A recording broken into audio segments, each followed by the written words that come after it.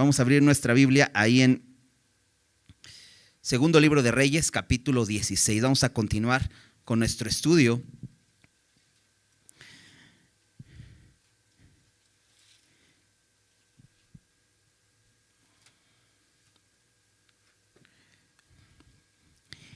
Y bueno, hemos estado estudiando este libro y ha sido una bendición. Muchas cosas que Dios nos ha hablado, ¿no? Aunque es entre tanta cosa que vemos de los reyes, es terrible, ¿verdad? Es como, dices, ¿cómo todo eso pasaba, no? En el pueblo de Dios. Porque era el pueblo de Dios, el pueblo de Israel, ¿no? Y tanto pecado y tanta idolatría y tanta necedad del pueblo. Y dices, ¿qué onda? ¿No? Y realmente es que el pueblo de Israel necesitaba un Salvador, ¿no? Porque el pueblo de Israel era un pueblo rebelde, era un pueblo pecador, así como todos nosotros, ¿no? Y Dios envió a su Hijo, ¿no? Y realmente tenemos que ver estos libros y el Antiguo Testamento a la luz del Nuevo Testamento, ¿no? Porque hoy tenemos esperanza, ¿no? Y podemos hoy entonces verlo no como simplemente asustarnos y decir, ¿y ahora, no? Estos somos como seres humanos, sino tenemos al Señor Jesús, ¿no? Que nos libra, no solo en el presente, sino nos ha librado en el pasado y nos librará en el futuro, ¿no? Entonces, qué importante es esto, ¿no? Estamos en el capítulo, hoy en el capítulo 16. Vamos a estar estudiando este capítulo y vamos a estar estudiando la vida del rey Acaz. El capítulo 15 que estudiamos hace 2 semanas, nos encontramos con un montón de reyes, ¿no? Y veíamos cómo pues ninguno le da el clavo, ¿no? Ninguno es capaz de gobernar al pueblo de Dios, ¿no? Ni los del norte ni los del sur, ¿no? ¿No? ¿Recuerdas este reino dividido? Y el Mesías vendría de la familia de David, ¿no? Y venía de esta descendencia de David, de este linaje de David, en el reino del sur, en el reino de Judá. Y han habido en este reino buenos y malos reyes, ¿no? Hace 15 días estudiamos 2 reyes que fueron buenos, pero siempre que estudiamos o vemos la otra cámara, ¿no? En Segundo de Crónicas, decimos, bueno, sí, pero, ¿no? Siempre es el pero, siempre como que se queda corto y dices, ay, es que, ¿por qué no llegó, no, a hacer esos tropiezos, ¿no? Y bueno, vimos hace 15 días la vida del rey Usías y del rey Jotam, su hijo, ¿no? Interesante que el rey Jotam, el padre de Acaz, que es el que vamos a estar viendo el día de hoy, no, ni en Segundo de Reyes ni en Segundo de Crónicas se habla algo que haya hecho mal, ¿no? Simplemente el testimonio es: hizo lo recto ante los ojos de Jehová, como lo hizo su padre Usías, ¿no? No alcanzó, digamos, como lo hizo David, pero sí como lo hizo Usías, pero no se menciona algún tropiezo, nada que haya hecho. Es interesante de ese rey Jotam. Pero pues hoy vamos a ver la vida de su hijo, Acaz, ¿no? Y bueno, vamos a empezar con una oración, el estudio, para que Dios pues sea el que nos enseñe, ¿no? Que sea su Espíritu Santo el que nos guíe en este tiempo. Señor, gracias te damos porque reconocemos que es tu palabra, Señor, que tiene poder para nuestras vidas, Señor. Es útil para enseñarnos, redarguirnos, corregirnos e instruirnos en justicia, Señor. Y nosotros, Señor, estando frente a tu palabra, queremos pedirte, Señor, que abras nuestros oídos, nuestros ojos, Señor. Pero más allá de nuestros oídos físicos y nuestros ojos físicos, nuestros oídos, nuestros ojos espirituales, Señor. Abre nuestro corazón para recibirla, Señor. Que no solo seamos oidores de tu palabra, sino hacedores de ella, Señor. Que no salgamos de aquí olvidando, Señor, lo que nos has hablado, Señor. Por favor, que tu Espíritu Santo nos enseñe, Señor. Y que podamos ser conscientes, Señor, de todas esas cosas que quieres tratar en nuestras vidas. Te lo pedimos en el nombre de Jesús. Amén. Pues bien, dice ahí en el versículo 1, capítulo 16. En el año 17 de Peca, hijo de Remalías, comenzó a reinar Acaz, hijo de Jotam, rey de Judá. Cuando comenzó a reinar Acaz, era de 20 años y reinó en Jerusalén 16 años. Y no hizo lo recto ante los ojos de Jehová su Dios, como David su padre. Antes anduvo en el camino de los reyes de Israel y aún hizo pasar por fuego a su hijo, según las prácticas abominables de las naciones que Jehová echó de delante de los hijos de Israel. Asimismo sacrificó y quemó incienso en los lugares altos y sobre los collados y debajo de todo árbol frondoso. Entonces pues ya nos dio la introducción como cada uno de los reyes. Primero nos dice, recuerdas que siempre como que va a la par, nos dice quién es el rey que estaba reinando en Israel cuando empieza a reinar el rey de Judá. Bueno, dice que estaba reinando Peca. ¿Recuerdas? Este hombre Peca era el capitán del ejército de Pecaía y conspira contra él y se queda como rey. Eso era en el reino del norte. Entonces, cuando él estaba en su año 17 de reinado, empieza a reinar Acaz, hijo de Jotam, rey de Judá. Y dice que tenía 20 años y reinó solo 16 años, igual que Jotam. Jotam reinó 16 años, pero si recuerdas, Jotam desde antes tuvo que tomar las riendas del reino porque su padre Usías, por dejarse llevar por su orgullo y todas las cosas buenas que había hecho, de pronto se cree sacerdote y entra al templo a ofrecer incienso cuando no estaba permitido más que para los sacerdotes. Lo reprenden los sacerdotes, pero Dios lo corrige más fuerte y le da lepra. Y estuvo aislado en otra casa y estuvo reinando Jotam, su hijo, ¿no? Llevando el reino. Pero después él reina y dura 16 años. Y Acaz, lo mismo, 16 años. Pero aquí nos dice, no hizo lo recto ante los ojos de Jehová, su Dios, como David, su padre. ¿No? Y veíamos este estándar que tenía cada uno. Y no es que David, lo hemos visto, ¿no? Vimos su historia. No es que David fuera perfecto, no es que él no pecara, pero él tenía un corazón conforme al de Dios. Él podía ponerse de acuerdo con Dios cuando Dios le decía, David, esto es pecado, ¿no? Y él se arrepintió. Esa es la diferencia. Pero este hombre no lo hizo así. Y aquí nos da la palabra, el testimonio de Dios. Porque dice, no hizo lo recto ante los ojos de Jehová. Y eso siempre lo vemos, lo hemos visto, ¿no? Porque no importa lo que ven los hombres, importa lo que Dios ve. Porque a lo mejor delante de los hombres, pues sí, no, pues eres el mejor rey, ¿no? Haces muchas cosas padrísimas. Pero ¿qué ve Dios? Eso es lo importante, ¿no? Entonces dice, no hizo lo recto ante los ojos de Jehová su Dios, como David su padre. Antes anduvo en el camino de los reyes de Israel. Y ya conocemos el camino de los reyes de Israel: idolatría.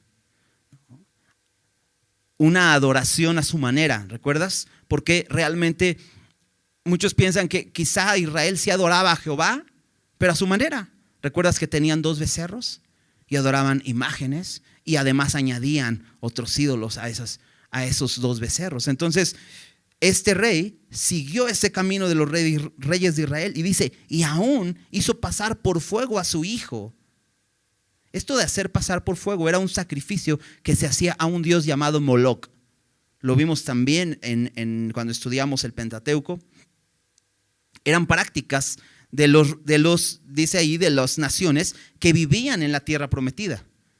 Antes de que Israel llegara a la tierra prometida, ¿recuerdas? Vivían los cananeos, los amorreos. Todas estas naciones fueron expulsadas porque pecaron. Pero Dios tuvo mucha paciencia con ellos. ¿Recuerdas cuando Dios llama a Abraham y empieza a constituir esta nación de Israel? Dios le dijo a Abraham, tu pueblo va a ser esclavo 400 años en Egipto. Y ahí es donde Israel crece y se hace una nación. Pero le dice esto porque no ha llegado hasta el colmo la maldad del amorreo. Dios es paciente. ¿Te imaginas? Los esperó 400 años para que se arrepintieran, ¿no? Dice su palabra que Él es lento para la ira y grande en misericordia. Dios es así. Pero llegó el momento en que tuvo que juzgar e Israel fue un instrumento de juicio para estas naciones. fueron expulsadas de ahí y vinieron a ocupar ese lugar. Pero ahora Israel está haciendo lo mismo que esas naciones. Y mira, el rey de Israel, el que tenía que ser no solamente un líder político, sino un líder espiritual para el pueblo, está ofreciendo a su hijo en un sacrificio a Moloc. Moloc era un dios, un ídolo, un dios falso. Era una imagen de una estatua como un demonio que tenía las manos extendidas. Era una estatua de bronce que la ponían a fuego para que quedara al rojo vivo. Y cuando estaba al rojo vivo, ofrecían a un bebé en sus manos. Tenía las manos estiradas. ¿No? Dice que tocaban los tambores haciendo pues todo este estruendo a su Dios, ¿no? Para no escuchar los llantos del bebé. ¿Te imaginas lo terrible que era? Bueno, este hombre entregó a su hijo. Y por cierto, en 2 de Crónicas dice a sus hijos. O sea que no solo fue uno, fueron varios a este Dios, ¿no? Vivimos en un mundo así, que no aman la vida que Dios da, ¿no? Con todo esto del aborto y esta promoción del aborto, ¿no? Cada vez quieren sumarle semanas para que puedas abortar. Cuando ya el bebé ya casi vaya a nacer, todavía hay oportunidad de abortar. Y esto es porque realmente quieren vivir solo para su placer. Realmente un embarazo no deseado, híjole, ¿cómo le hago? Pues mátalo, ¿no? Y es terrible, ¿no? Y como cristianos creo que debemos saber que eso es desagradable a Dios, ¿no? Es asesinato, sí. Y a lo mejor como cristianos podemos decir, sí, claro, ok. Y entonces lo tenemos claro, sí, claro, el aborto no es algo, una práctica ni una opción para nadie. Sin embargo, creo que aquí también podemos aplicarlo a nuestros hijos ya nacidos, porque es lo que hacían, entregaban un hijo ya nacido a Moloc. Y es que, ¿sabes? Vivimos en un mundo de mucha presión. Y yo aquí haría una pregunta para nosotros. ¿En manos de quién están nuestros hijos? ¿Te has preguntado eso? ¿En manos de quién están tus hijos? ¿En manos de quién los ponemos? Porque vivimos en un mundo donde dejamos a nuestros hijos a cargo de alguien más. Si van a una escuela, están a cargo de alguien más. Pero sabes, más allá de una escuela, ¿no? que es importante saber que aprenden nuestros hijos, que se les está enseñando o adoctrinando, porque eso es lo que aprenden en las escuelas, doctrina de alguna manera, ¿no? Tenemos un mundo que quiere a nuestros hijos y que quiere que nosotros voluntariamente les ofrezcamos a nuestros hijos. Un mundo que quiere así, quemarlos vivos.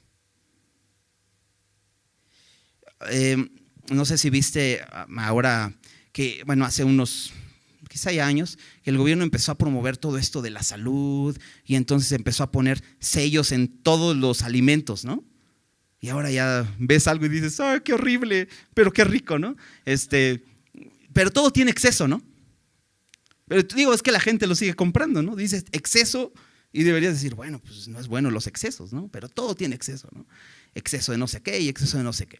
Pero hay algunos, no sé si has visto, que dicen, no apto para niños. Y yo el otro día preguntaba, bueno, si no es apto para niños, ¿será apto para adultos? O sea, si le hace daño a un niño, ¿a poco no me hace daño a mí?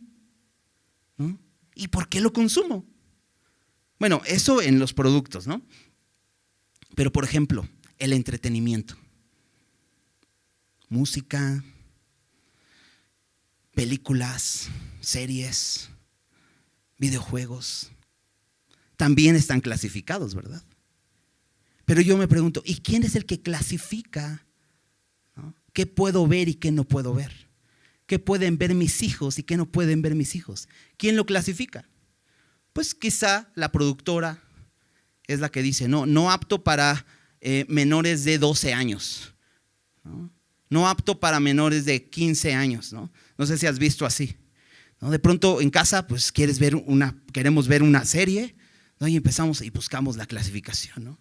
Y empezamos a verla y decimos, bueno, pues dice que más de 13 años, mis hijos ya tienen más de 13 años, entonces empiezas a verla y dices, creo que no sé, yo no quiero que mis hijos escuchen eso, vean eso. ¿Quién lo determina?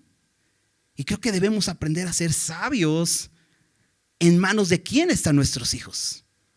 ¿No? Es sorprendente ver a niños de 5 años que ya tienen su propio teléfono celular y su propia cuenta de Facebook, su propia cuenta de TikTok.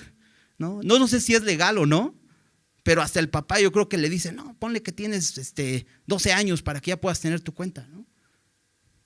Es terrible, porque no nos damos cuenta que nuestros hijos se los estamos entregando al mundo, ¿no? Y el papá en su celular viendo lo que a él le interesa y el hijo lo que le interesa o lo que le ponen enfrente y a donde va a ser atraído. Y es bien peligroso, ¿no? Ahora, con respecto a eso, puedo decir, ok, no es apto para mi hijo, pero ¿es apto para mí? ¿No? Eso también es muy importante considerarlo, porque ¿a poco si mi hijo no puede ver alguna escena en una película, yo la puedo ver? Fíjate, esta palabra que dice aquí, dice que él hizo pasar por fuego a su hijo, según las prácticas abominables de las naciones que Jehová echó delante de los hijos de Israel. Esa palabra abominable también se traduce como asquerosa o repugnante. Ahora, debo preguntarme, ¿el pecado me parece repugnante? El pecado, no solamente para mis hijos, para mí, ¿es repugnante o lo tolero? Hace tiempo estuve viendo una serie, me gusta mucho esas como de historia, como de, pues sí, como muy épicas de batallas y guerreros, ¿no? Y una serie que me gustaba mucho, ¿no? Y la empecé a ver y dije, wow, el filme y todo padrísimo, ¿no? La historia, ¿no? Y dije, wow, qué padre, ¿no? Pero de repente, pues ya sabes, ¿no? Alguna escena ahí como medio subida de tono. Y es, bueno, le adelanto un poco y ya no pasa nada, ¿no? Pero adelanta otra vez, ¿no? Pues le adelanto otro poco y no pasa nada, ¿no? Pero llegó un momento en que me puse a reflexionar y dije, ¿esto está bien? La estaba viendo yo, no la estaban viendo mis hijos, ¿no? Pero dije, ¿esto está bien para mí?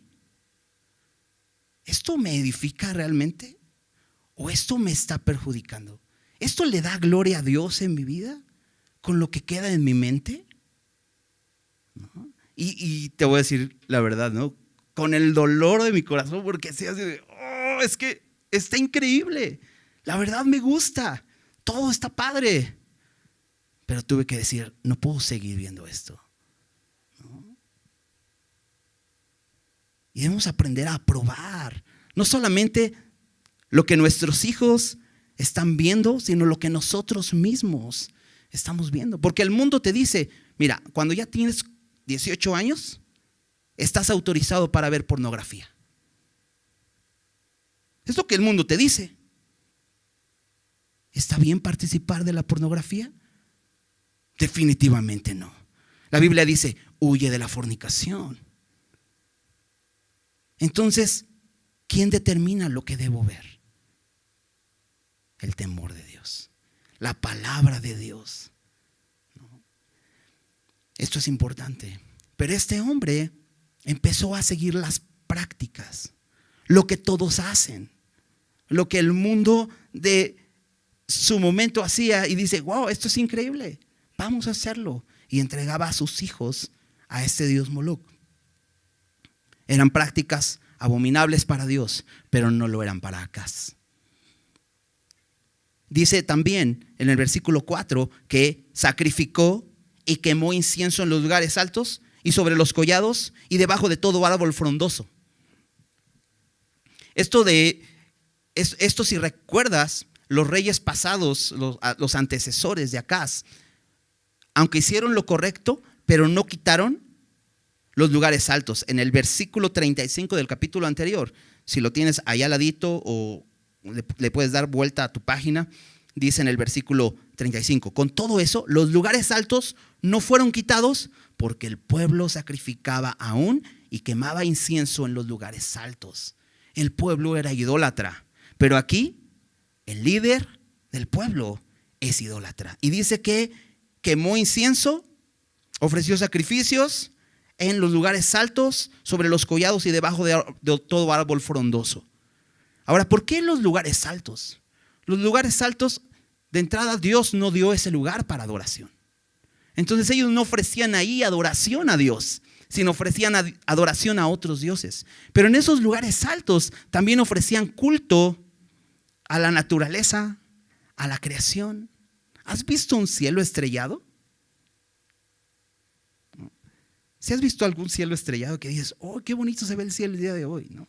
Bueno, en una montaña se ve más increíble. Qué bueno es poder ver y decir, wow, dice la Biblia, los cielos cuentan la gloria de Dios. Y decir, Dios, eres tan grande y maravilloso.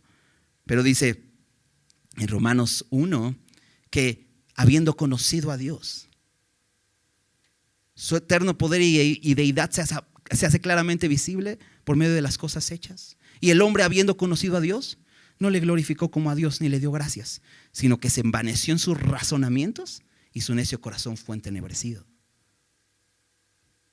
Y entonces rindieron culto a las criaturas antes que al Creador. Y entonces este rey ahora, en lugar de reconocer a su Dios que creó todas las cosas, está rindiendo culto a esas cosas, adoración a esas cosas. ¿Y qué sucede ante esto? Ya nos dio el testimonio de Dios de este rey. Hizo lo malo, fue un idólatra, descuidó a sus hijos, incluso él mismo los ofreció para que fueran quemados. Entonces, dice el versículo 5, entonces Resín, rey de Siria, y Peca, hijo de Remalías, rey de Israel, subieron a Jerusalén para hacer guerra y sitiar a Acaz, mas no pudieron tomarla. En aquel tiempo el rey de Edom recobró Elat para Edom y echó de Elat a los hombres de Judá, y los de Edom vinieron a Elat y habitaron ahí hasta hoy. Este entonces habla de la consecuencia, habla de la retribución. Este hombre es idólatra y Dios le da una retribución, como dice Pablo, una retribución de vida a su extravío, a su idolatría. Le da una retribución. Entonces es la consecuencia. Dios envía a Resín, rey de Siria, y a Peca, rey de Israel, para atacar a Jerusalén, para sitiarla. Y después dice también que el rey de Edom recobró a Elat. Elat era una región que estaba constantemente en conflicto, ¿no? Peleaban por esa tierra. De hecho, el abuelo de Acaz, Uzías, él recuperó Elat. Pero mira, ya la perdió otra vez. ¿Por qué? Por su pecado. Pero aquí lo que vemos es que empieza conflicto. Por su pecado empieza pruebas. Y es que Dios está permitiendo que este hombre viva pruebas. Pero aquí en el relato de Segundo de Reyes se ve como rápido, ¿no? Se ve como, ok, pues subieron el rey de Siria, el rey de Israel, y no pudieron tomar a Jerusalén. Y dices, ok, pero ¿qué es lo que sucede? Sucede algo muy fuerte en esta etapa. Acompáñame a Segundo de Crónicas, capítulo 28, que es como la otra cámara. Y de hecho en este pasaje tenemos 3 cámaras, ¿no? Está más padre, ¿no? Cuando tienes más tomas para poder ver desde otras perspectivas, ¿no? Entonces esta es como la segunda cámara que vamos a ver acerca de esto. Déjame leer desde el versículo 1. De 20 años era Acaz cuando comenzó a reinar, y 16 años reinó en Jerusalén. Mas no hizo lo recto ante los ojos de Jehová como David su padre. Antes anduvo en los caminos de los reyes de Israel, y además hizo imágenes fundidas a los Baales. esto nos da otro detalle más. En su idolatría también hizo imágenes de los Baales. ¿Recuerdas que aquella mujer Jezabel fue la que estableció en el reino del norte el culto a Baal? Bueno, mira, este hombre también hizo imágenes a los Baales. Quemó también incienso en el valle de los hijos de Hinnom e hizo pasar a sus hijos, ¿ves? No solo fue uno, fueron varios, a sus hijos por fuego conforme a las abominaciones de las naciones o asquerosidades de las naciones que Jehová había arrojado de la presencia de los hijos de Israel. Asimismo sacrificó y quemó incienso en los lugares altos, en los collados y debajo de todo árbol frondoso. Por lo cual, y ese es lo que vimos el entonces que decía allá, por lo cual Jehová su Dios lo entregó en manos del rey de los sirios, los cuales lo derrotaron y le tomaron gran número de prisioneros que llevaron a Damasco. Fue también entregado en manos del rey de Israel, el cual lo batió con gran mortandad, porque Peca, hijo de Remalías, mató en Judá en un día 120,000 hombres valientes, por cuanto habían dejado a Jehová, el Dios de sus padres. Retribución. ¿Quién hizo esto? Dios. Dice que Dios los entregó a los sirios y al rey de Israel. Los sirios los derrotan y se llevan prisioneros. Pérdida. Luego viene Peca, recuerdas, era un capitán, y viene con su ejército y en un día mata 120,000 hombres. ¿Cuánto es eso? Imagina un poco, no sé si has ido al Estadio Azteca. ¿Cuánta gente cabe en el Estadio Azteca? ¿80,000? ¿No? O imagínate qué cantidad hay, ¿no? Hasta se ve bonita la ola, ¿no? ¿Qué cantidad de personas hay? Ahora imagínate todas esas personas muertas. ¿Te imaginas un valle de gente muerta? No solo eso, el dolor en las familias, en las casas, llorando por su ejército, por su gente. Es Azarías o Usías, el abuelo de Acaz, llegó a tener un ejército de 307,500 hombres. Lo vimos cuando pasamos por ahí. 307,500. Y en un día perdieron 120,000. Terrible. ¿Te imaginas cómo estaba sufriendo el pueblo? Hay un desequilibrio social. La gente está molesta, triste, derrotada. No solamente la gente que quedó derrotada en el campo de batalla, en casa. ¿Por qué? Porque su hijo, su esposo, ya no va a regresar a casa. Está muerto ahí. ¿Todo por qué? Fíjate, ahí en segundo de Crónicas, en el capítulo 27, ahí a un ladito, nos recuerda de este pueblo idólatra. Al final del versículo 2 dice, pero el pueblo continuaba corrompiéndose. Y por eso vino esta retribución. Dios está corrigiendo a su pueblo y envía a estos dos reyes y combaten y derrotan de una manera terrible a Judá. Ok, vamos a seguir leyendo, dice el versículo 7. Asimismo Sicri, hombre poderoso de Efraín, mató a Maasías, hijo del rey, a Azricam, su mayordomo, y a Elcana, su segundo después del rey. Entonces aquí también hay un desequilibrio político, porque el heredero al trono es muerto, por eso lo menciona. Maasías sería el heredero al trono, pero es muerto por este hombre. No solo eso, mata a su mayordomo, aquel que administraba en el reino, y también a su primer ministro. Entonces hay un desequilibrio social, hay un desequilibrio político, hay un desequilibrio económico. ¿Y todo por qué? Porque estos hombres, decía en el versículo 6, habían dejado a Jehová, el Dios de sus padres. ¿Te das cuenta cuando decidimos apartarnos del Señor por un poco de placer, por un poco de lo que nuestra carne quiere? Vienen consecuencias. Y aquí está sufriendo todo el pueblo. Versículo 8. También los hijos de Israel, está hablando de los del reino del norte, tomaron cautivos de sus hermanos a 200,000 mujeres, muchachos y muchachas, además de haber tomado de ellos mucho botín que llevaron a Samaria. Esta parte que vamos a leer es algo interesante y es como un paréntesis dentro de esta historia, porque en todo esto que le están quitando, de pronto llega Israel y no conforme con que ha matado 120,000, se lleva cautivos 200,000 mujeres, niños y niñas, ¿no? Y sucede esto. Había entonces allí un profeta de Jehová que se llamaba Obed, el cual salió delante del ejército cuando entraba en Samaria y les dijo: he aquí, Jehová, el Dios de vuestros padres, por el enojo contra Judá, los ha entregado en vuestras manos, y vosotros los habéis matado con ira, que ha llegado hasta el cielo. Lo que le está diciendo Obed es: ustedes fueron un instrumento de Dios para castigar a Israel por su idolatría.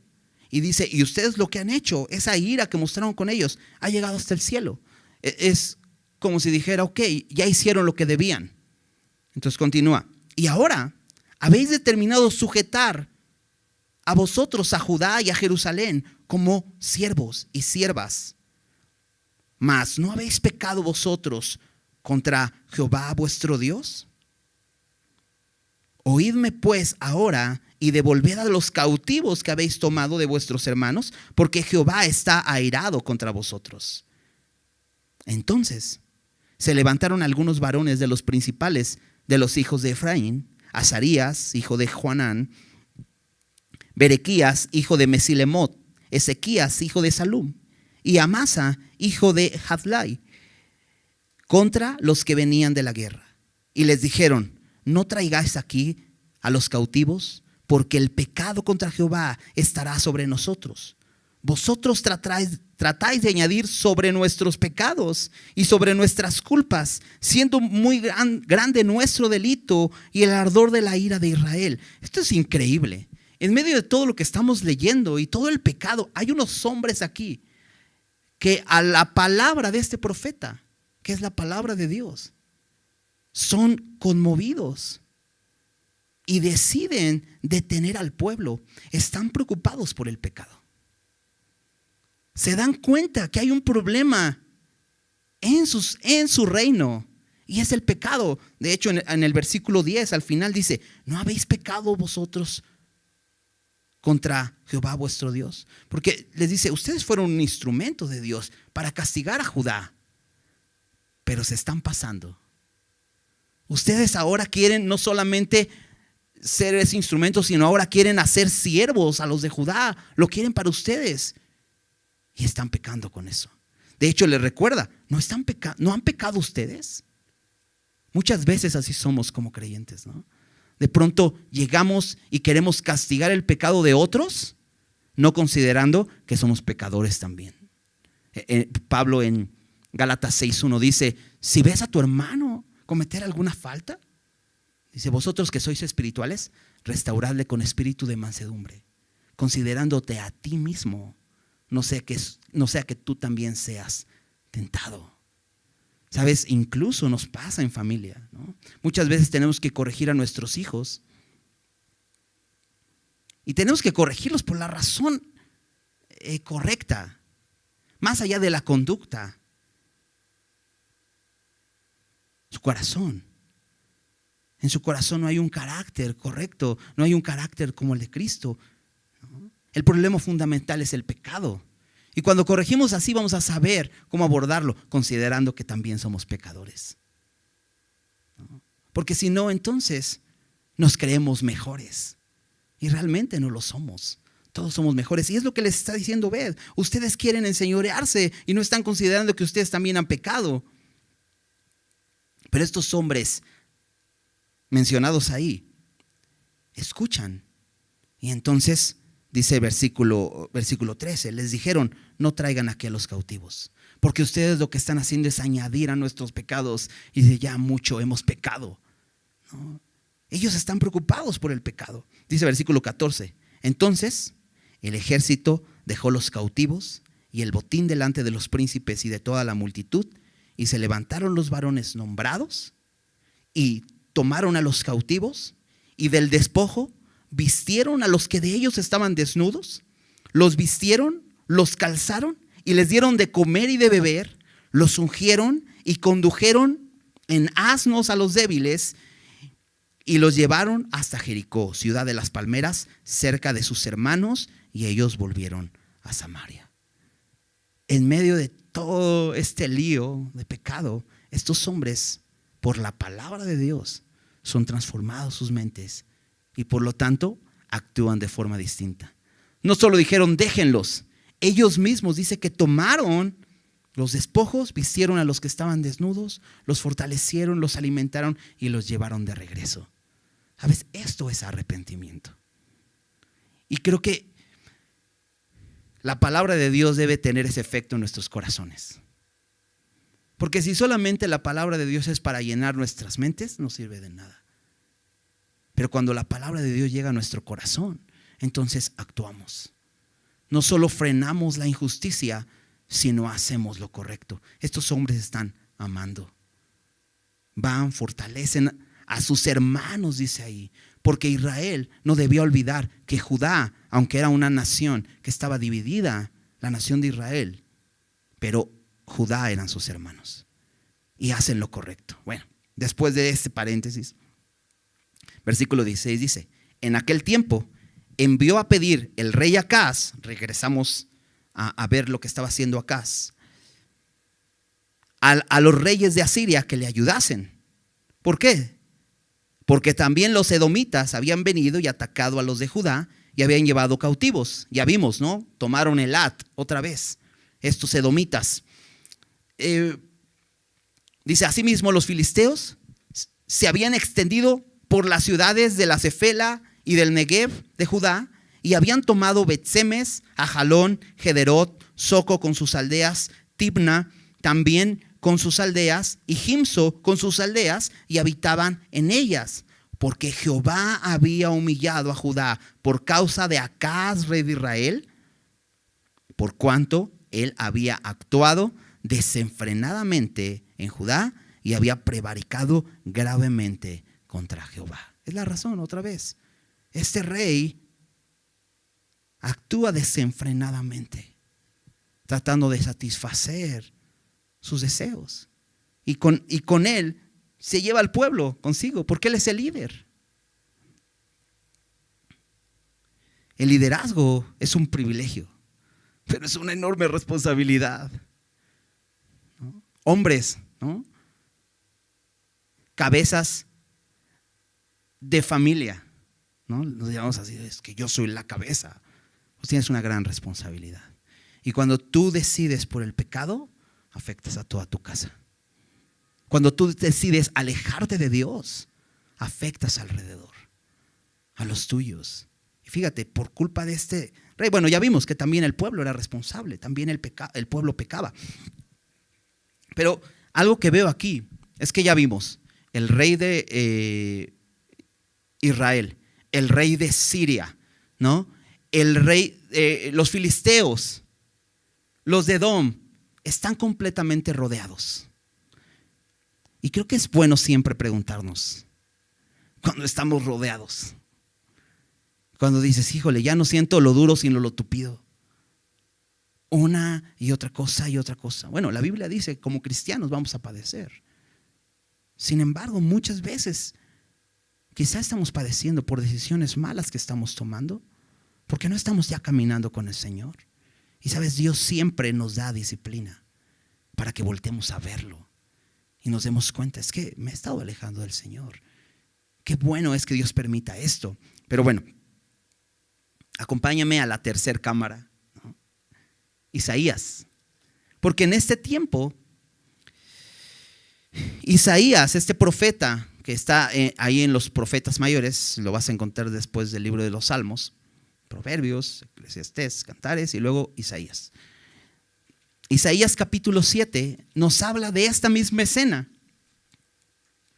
Isaías, el llamamiento de Isaías fue cuando muere el abuelo de Acaz, o sea, Usías. Cuando muere Usías es el llamamiento de Isaías, lo puedes leer en el capítulo 6 del libro de Isaías. Pero bueno, vamos a ver el capítulo 7, porque dice así: aconteció en los días de Acaz, rey de Jotam, hijo de Usías, rey de Judá, que Resín, rey de Siria, y Peca, hijo de Remalías, rey de Israel, subieron contra Jerusalén para combatirla, pero no la pudieron tomar. Nuevamente, lo mismo que hemos estado leyendo en los otros dos relatos, os introduce así este capítulo. Versículo 2. Y vino la nueva a la casa de David, diciendo: Siria se ha confederado con Efraín, y se le estremeció el corazón. ¿A quién? A la casa de David, ¿no? Esto es Acaz, a su familia. Se le estremeció el corazón y el corazón de su pueblo, como se estremecen los árboles del monte a causa del viento. Me encantan los profetas, ¿no?, que usan estos gráficos para podernos enseñar algún mensaje, ¿no? ¿Has visto un árbol en una tormenta? ¿Cómo se estremecen y cómo se mueven? Bueno, así estaba el corazón de Acaz, de su familia y del pueblo, llenos de miedo. ¿Por qué? En un día mataron 120,000. ¿Te imaginas? O sea, estos cuates vienen con todo. O sea, tienen un armamento grandísimo. Nos van a matar. Están allí en Jerusalén, atrincherados, llenos de miedo. Versículo 3. Entonces dijo Jehová a Isaías. Esto, siempre que lo veo, me llama tanto la atención, porque Pablo dice: donde abunda el pecado, sobreabunda la gracia. ¿Por qué Dios va a hablarle a un hombre que le rinde culto a otros dioses, a dioses falsos, que no está haciendo lo correcto? Que no solamente es israelita del pueblo de Dios, sino es de la familia de David, y tiene en David un gran ejemplo, y este hombre es un idólatra. ¿Por qué Dios le hablaría? Porque Dios ama al hombre, ¿sabes? Porque si no, ¿cómo nos hablaría a nosotros, verdad? Porque no somos dignos de que Dios nos hable. Pero dice su palabra: donde abunda el pecado, sobreabunda la gracia. Y por eso es que Él manda a este profeta. Entonces dijo Jehová a Isaías: sal ahora al encuentro de Acaz, tú y Sear-Jasub, tu hijo, al extremo del acueducto del estanque de arriba, y en el camino de la heredad del lavador. Y dile: guarda y repósate, no te rindas, ni se turbe tu corazón a causa de estos cabos de tizón que humean por el ardor de la ira de Resín y de Siria y del hijo de Remalías. Ha acordado maligno consejo contra ti el sirio, con Efraín y con el hijo de Remalías, diciendo: vamos contra Judá, aterroricémosla y repartámosla entre nosotros, y pongamos en medio de ella por rey al hijo de Tabel. Esta es la noticia que le manda decir por medio de Isaías Dios a Acaz. ¿Sabes qué? Sí hay una asociación de estos dos reyes, y sí te van a destruir, y sí vienen con furia. Pero fíjate el mensaje que le da. Bueno, es interesante que ahí en la escena no solo va Isaías, sino le dice: ve tú y tu hijo. Su hijo se llama Sear-Jasub, y es interesante por el significado del nombre del hijo de Isaías. Un remanente volverá. Porque seguramente Acaz y su familia estaba diciendo: ya fue, ya nos destruyeron. No, eso que Dios prometió de que de la descendencia de David vendría un rey que se sentaría en el trono eternamente, ya fue, porque aquí estamos todos. Pero llega Isaías con su hijo, que significa un remanente volverá. Y es que más adelante vamos a ver que el pueblo es llevado en cautiverio, ¿no? El pueblo de Judá es llevado a Babilonia, ¿no? El siguiente capítulo de Segundo de Reyes vamos a ver que el pueblo de Israel es llevado ya, llegó su cumplimiento y es llevado por los asirios. Pero más adelante también Judá será llevado, pero un remanente volverá. Y sabes, Dios siempre trae esperanza, y es lo que le está dando. Pero le dice, versículo 4, guarda y repósate, no temas, ni se turbe tu corazón a causa de estos 2 cabos de tizón que humean. Me encanta porque Dios ve las cosas diferentes. Acá se está viendo a estos 2 reyes con sus ejércitos como como cañones, ¿no? Los van a destruir. Pero Dios les dice: no tengas miedo de estos 2 cabos de tizón que humean. Ni siquiera están encendidos, solo sacan humo. Ya están apagados. Qué importante en medio de la prueba es conocer lo que Dios ve. ¿Y cómo podemos conocer lo que Dios ve? Pues por medio de su palabra. En su palabra vamos a encontrar la perspectiva de Dios a nuestros problemas. Porque de pronto vemos los problemas así enormes, pero volteamos a la palabra y cómo los ve Dios. ¿Qué son nuestros problemas para Dios? Así. Solo son 2 cabos de tizón que humean. Y es que es interesante porque le dice: guarda y repósate, no temas ni se turbe tu corazón. Y dices, o sea, estoy en una prueba bien grande. No sé si te han dicho así en algún momento. Estás en una prueba bien grande, estás con muchas situaciones, muchos pensamientos, muchos temores, y de pronto dicen: tú tranquilo, repósate, tú no tengas miedo. Y dices: ¿cómo me dices eso? O sea, ¿no estás viendo? Exactamente. Porque la fe es la certeza de lo que se espera y la convicción de lo que no se ve. Sí, lo veo. Y sí, los problemas están a tope. Y sí, ya no puedes. Y sí, es difícil. Pero tienes que aprender a confiar. Dios quiere, a pesar de que este rey ha sido un idólatra, Dios quiere llevarlo a que viva por fe, a que no ande por vista. Y le da su perspectiva. Le dice: mira, pues yo solo veo 2 cabos de timón 2 cabos de tizón que humean. Bueno, continúa diciendo.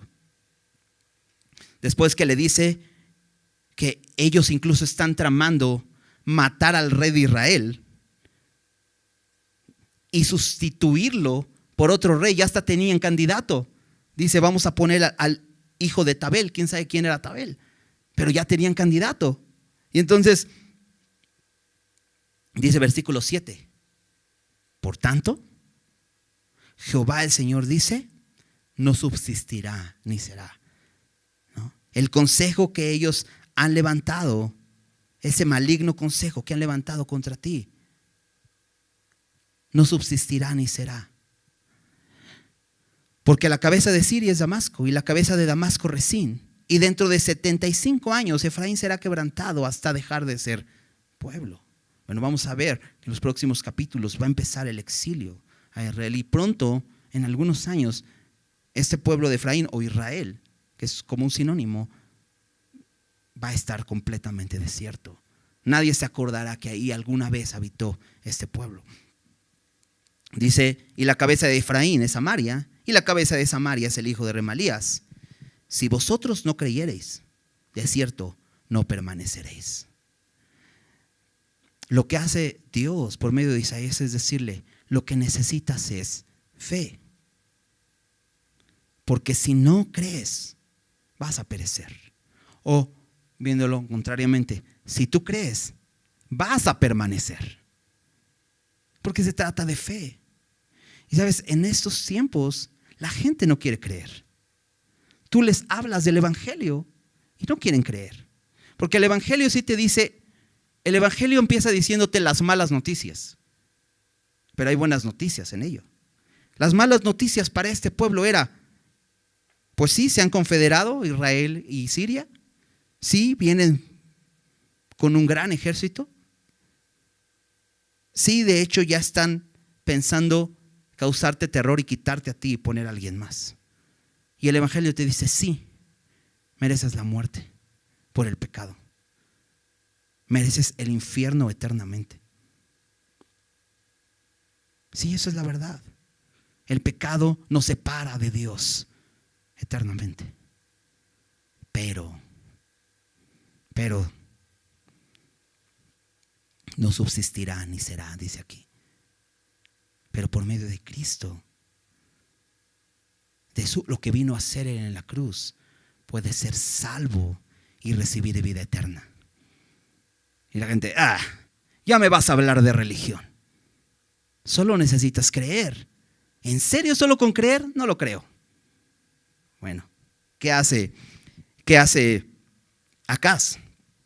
Bueno, fíjate, dice versículo 10. Habló también Jehová a Acaz, diciendo: pide señal para ti de Jehová tu Dios, demandándola, ya sea debajo en lo profundo o de arriba en lo alto. Y respondió Acaz: no pediré, no tentaré a Jehová. Entonces, algo que ve Isaías, Dios, por medio de Isaías, es que Acaz no está muy convencido. Le acaba de decir: si vosotros no creyereis, de cierto no permaneceréis. O sea, lo que necesitas es creer. Y Acaz está, pues no sé, la verdad, pues ve, están allá afuera. Recuerda, están sitiados, estos están alrededor. Él los puede ver de donde está. O sea, está lleno. O sea, ¿cómo crees? Pero Dios dice, lo que tienes que no es ver, sino creer. Y entonces no está muy convencido. Y entonces Dios le dice, ok, pide una señal. Lo que quieras. De arriba, del cielo o de lo más profundo. Lo que quieras. Dios le quiere afirmar a Acaz que es verdad lo que está diciendo. ¿Y qué hace Acaz? ¿Religiosamente? No. Es que la Biblia dice, no tentarás al Señor tu Dios. Hasta Jesús lo dijo. Entonces este hombre dice, no pediré y no tentaré a Jehová. ¿No? Religiosamente se muestra muy piadoso. No tentaré a Jehová. Pero es Dios el que te está diciendo, pídeme señal. Ahora, esto de pedir señales puede ser peligroso. Pero cuando Dios está diciendo, pídeme señal, pues pídesela. ¿A poco no?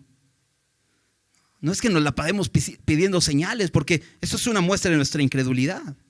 Debemos creer lo que Dios dice. Pero cuando Dios te dice, pídeme señal, pues hazlo. Bueno, Él dice, no pediré señal. Dijo entonces Isaías: oíd ahora, casa de David. ¿Os es poco el ser molestos a los hombres, sino que también lo seáis a mi Dios? Dice, ¿no se cansan de fastidiarle la vida a todos por sus malas decisiones? Es más, yo creo que Isaías dice, hasta a mí ya me hiciste enojar.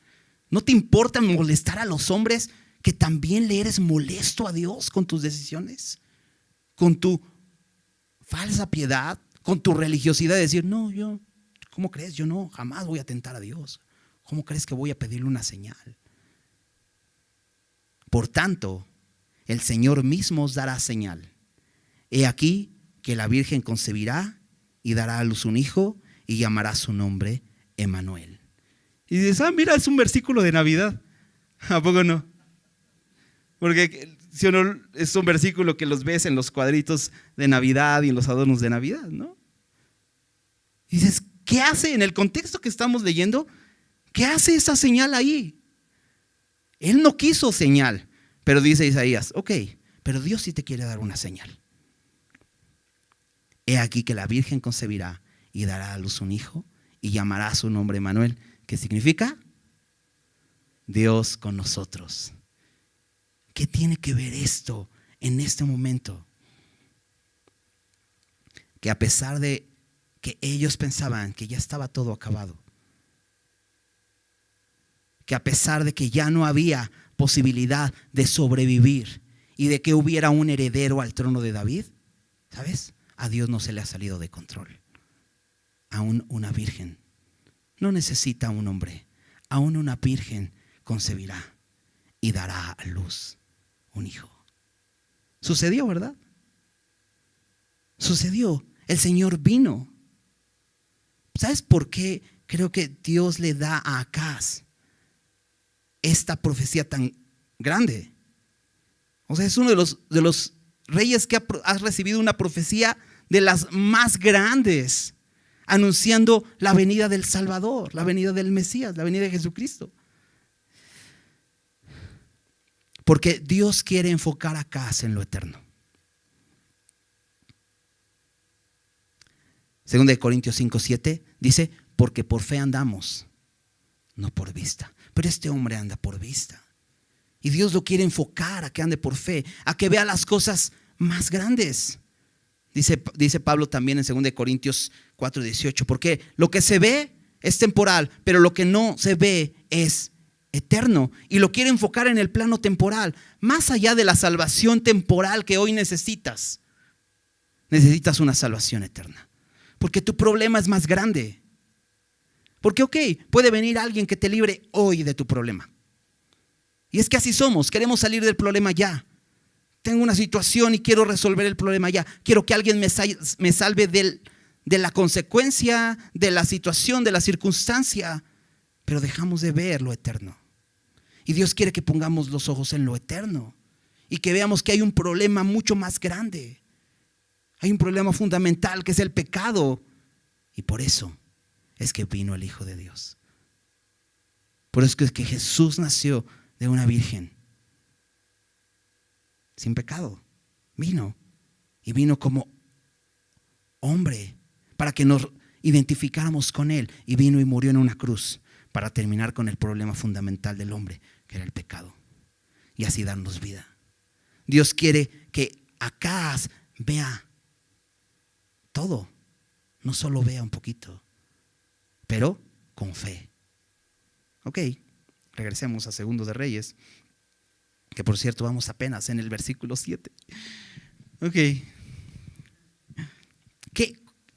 ¿Cuál es la respuesta entonces de Acaz? Fíjate, empieza el versículo 7 diciendo entonces. ¿Recuerdas que el versículo 5 vimos que decía entonces? O sea, ante la idolatría de este rey hay una consecuencia, ¿no? Entonces Dios envía conflicto, guerra a este rey. Entonces Acaz, ¿cuál es la respuesta? Ya vimos todo lo que ocurrió en estos 2 versículos, todo lo que ocurrió, ¿no? Perdió una gran cantidad de gente de su ejército, ¿no? Lo derrotaron, ¿no? Hay dolor en el pueblo, pero hay una promesa. ¿Qué necesitaba Acaz?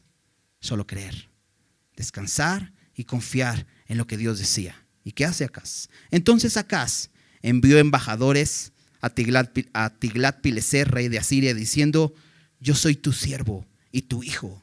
Sube y defiéndeme de mano del rey de Siria y de mano del rey de Israel, que se han levantado contra mí. Y dices, ¿qué? Pide ayuda a los hombres. Dios le dijo, solamente necesitas creer. Si no crees, vas a perecer. ¿Y qué hace él? No creer. Pone su confianza en los hombres y le pide al rey de Asiria que le ayude. Ahora el rey de Asiria está ahí por sus propios intereses. Y fíjate lo que sucede. Bueno, es interesante cómo le dice. Le dice, soy tu hijo, soy tu siervo. ¿Te das cuenta cómo se rinde a un hombre en lugar de rendirse a Dios? Qué bueno hubiera sido eso para Dios, ¿verdad? Que le dijera, está bien, soy tu siervo, soy tu hijo, voy a hacer lo que tú dices. Pero no lo hizo. Entonces dice,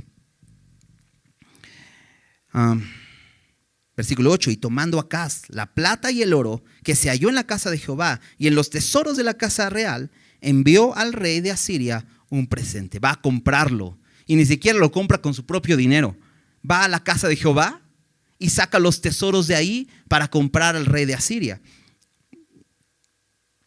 Versículo 9, y le atendió el rey de Asiria, pues subió el rey de Asiria contra Damasco y la tomó. Llevó cautivos a los moradores a Kir y mató a Rezín. Solucionado. Rey de Siria muerto. Dices, oh, me ayudó. Pero este hombre tiene sus propios intereses y lo vamos a ver ahorita. Versículo 10. Después fue el rey Acaz a encontrar a Tiglat-Pileser, rey de Asiria, en Damasco. Y cuando vio el rey Acaz el altar que estaba en Damasco, envió al sacerdote Urías el diseño y la descripción del altar conforme a toda su hechura. Y el sacerdote Urías edificó el altar conforme a todo lo que el rey Acaz había enviado de Damasco. Así lo hizo el sacerdote Urías, entre tanto que el rey Acaz venía de Damasco. Y luego que el rey vino de Damasco y vio el altar, se acercó el rey a él y ofreció sacrificios en él. Y encendió su holocausto y su ofrenda, y derramó sus libaciones, y esparció la sangre de sus sacrificios de paz junto al altar.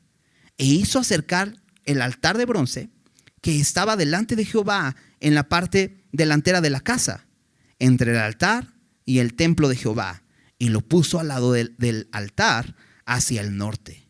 Y mandó el rey Acaz al sacerdote Urías diciendo: en el gran altar encenderás el holocausto de la mañana y la ofrenda de la tarde, y el holocausto del rey y su ofrenda, y asimismo el holocausto de todo el pueblo de la tierra y su ofrenda y sus libaciones, y esparcirás sobre él toda la sangre del holocausto y toda la sangre del sacrificio. El altar de bronce será mío para consultar en él.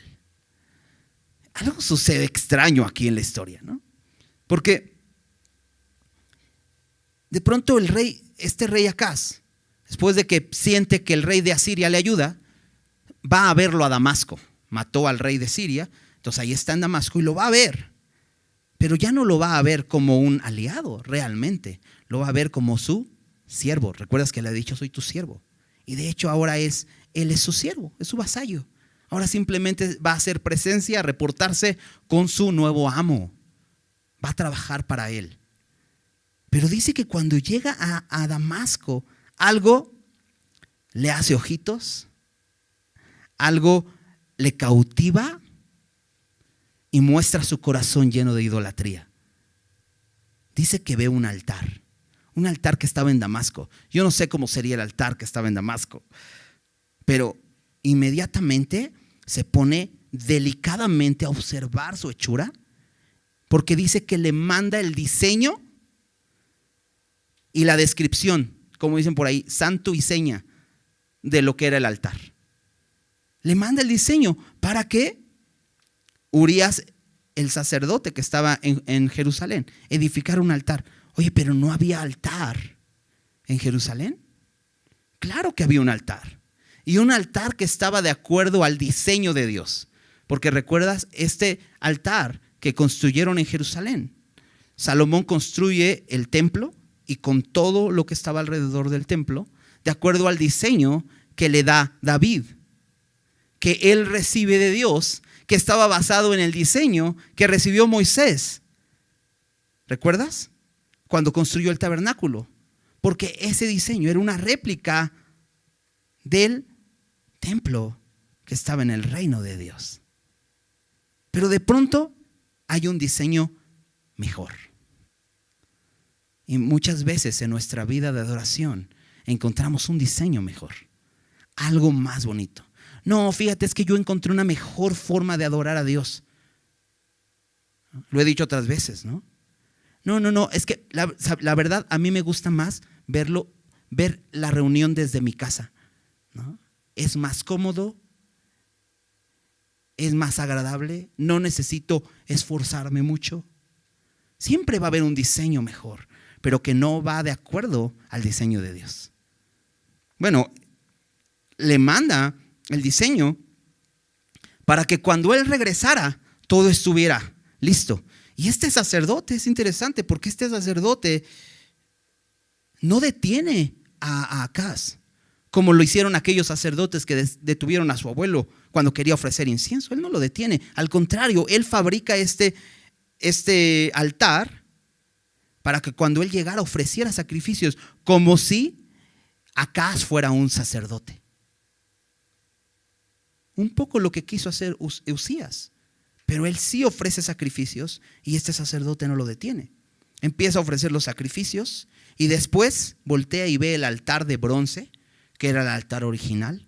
Y dice, bueno, vamos a moverlo de ahí, vamos a ponerlo más acá, se ve más bonito así. ¿Sabes qué es tan triste? Cuando en una iglesia empiezan a ocupar métodos humanos para hacer más relevante el evangelio. Y empiezan a sustituir la palabra de Dios por sus propias reglas. Porque eso es lo que está haciendo. De hecho, si te diste cuenta cuando empecé a leer así un poco rápido, son las instrucciones que le da Acaz al sacerdote.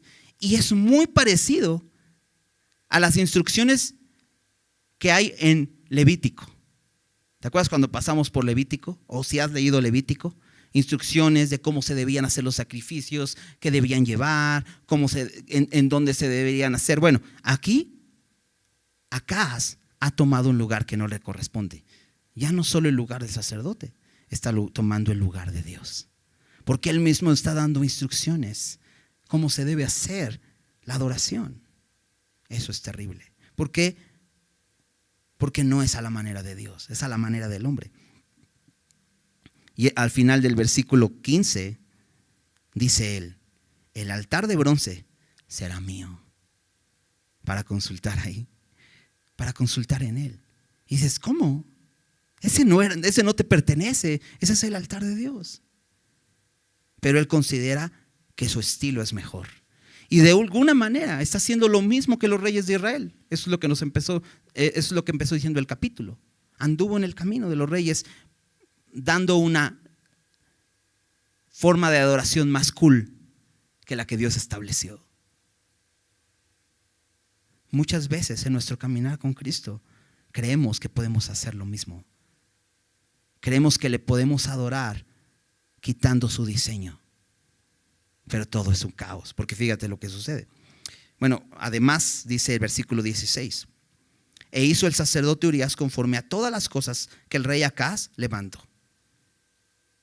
Versículo 17: y cortó el rey Acaz todos los tableros de las basas y les quitó las fuentes, y quitó también el mar de sobre los bueyes de bronce que estaban debajo de él, y lo puso sobre el suelo de piedra. Cuando vimos en Primero de Reyes, cuando Salomón construye el templo, veíamos a qué se refería con estas basas. Eran básicamente como unas carretas, unas bases donde encima había como unos contenedores de agua, ¿no? Y estos bueyes de bronce era una base donde estaba el mar, que era como una tina grandotota. No sé si recuerdas.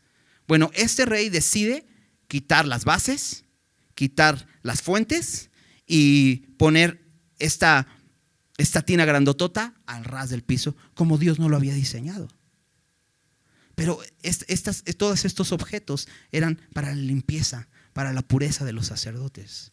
Pero para este rey la pureza no es importante. ¿Sabes? Para que podamos adorar a Dios necesitamos pureza. Y cuando decidimos quitar la pureza y decidimos considerar la pureza como algo poco importante, no podemos acercarnos a Dios. Bueno, quita todo esto y dice: asimismo, el versículo 18, el pórtico para los días de reposo que habían edificado en la casa y el pasadizo de afuera, el del rey, los quitó del templo de Jehová por causa del rey de Asiria. Aquí nos dice la razón. No solamente modifica todo eso en el templo, fuera del templo, todo lo que se hacía, todo lo que se usaba para los sacrificios, sino dice que quitó el pórtico para los días de reposo. Este hombre está haciendo esto, cerrando la palabra de Dios, porque el día de reposo era un día importante para meditar en la obra de Dios y en su palabra. Pero este hombre lo que hace es cerrar la palabra de Dios para que el pueblo no busque más la voluntad de Dios. No solo eso, dice que quitó el pasadizo que había el rey Jotam, su padre, construyó la puerta más alta. Esto quiere decir que hizo un pasadizo para llegar a la casa al templo por la casa del rey. Pero este hombre la cerró. Dice: a mí no me interesa la adoración a Jehová. Pero nos dice por causa del rey de Asiria. ¿Y por qué? ¿Qué tiene que ver el rey de Asiria aquí? Pues no era su siervo. Entonces, una vez que te haces siervo de Asiria, pues vas a hacer lo que el rey de Asiria quiere. Una vez que te haces esclavo del pecado, vas a entonces que obedecer al pecado. Y dice Pablo que todo aquel que se vende a alguien para obedecerle, se hace esclavo. Y sabes, Asiria es como el pecado. El pecado te va a decir, sí te ayudo, pero realmente no te va a ayudar. Lo que quiere es hacerte esclavo. Y entonces ahora este rey está haciendo lo que otro rey le está diciendo. Bueno, versículos 19 y 20 dicen, los demás hechos de Asiria, los demás hechos que puso por obra Acaz, ¿no están escritos en el libro de las crónicas de los reyes de Judá? Y durmió el rey Acaz con sus padres y fue sepultado con ellos en la ciudad de David, y reinó en su lugar su hijo Ezequías. Después vamos a ver qué onda con Ezequías. Vamos a estar un ratito ahí. Pero algo interesante es que en otros reyes mencionaba sus valentías. Aquí nada más dice pues las cosas que puso por obra, pero no menciona sus valentías. ¿Por qué? Porque este fue el rey más cobarde de Israel. En segundo de Crónicas, de hecho nos dice que cuando lo sepultan en la ciudad de David, al final de segundo de Crónicas 28, nos dice que lo sepultaron en Jerusalén, pero no lo metieron en los sepulcros de los reyes de Israel. No era digno ni siquiera de ser sepultado al lado de David, ¿no? ¿Por qué? Porque menospreció la profecía que le decía, solo necesitas confiar en aquel que viene. ¿No? A veces pensamos, bueno, para nosotros es más sencillo porque estamos de este lado, ¿no? Ya estamos después del Nuevo Testamento. Estamos de este lado de la cruz. Sabemos lo que Jesús hizo. ¿Y cómo eran salvos antes? ¿Recuerdas cómo fue justificado Abraham? Por la fe. Dice que la fe y creyó, dice que creyó Abraham y la fe le fue contada por justicia. Fue justificado por la fe. ¿Y cómo somos justificados nosotros? Por la fe. ¿Cómo eran justificados antes de Cristo? Por la fe. Ellos viendo hacia el futuro, nosotros viendo hacia el pasado, lo que ya sucedió. Pero había una promesa. El rey que vendría y se sentaría en el trono de David. Aquel que vendría por un hecho sobrenatural. Cuando ya no creías que había esperanza, una virgen concebirá y dará a luz un hijo. ¿Y se llamará su nombre? Dios con nosotros. ¿Qué necesitamos hoy para vivir la vida que Dios espera de nosotros? Fe. Confiar en Él. Y a lo mejor puedes decir, yo estoy así como Acaz. Me he alejado de Dios. Le he rendido culto a todo lo que se me antoja. He tratado de satisfacer mis deseos y mi vida es un caos el día de hoy. ¿Qué necesitas? Venir a Cristo. Confesar tu pecado. Y si no le has recibido, recibirle el día de hoy. Porque en Él hay esperanza.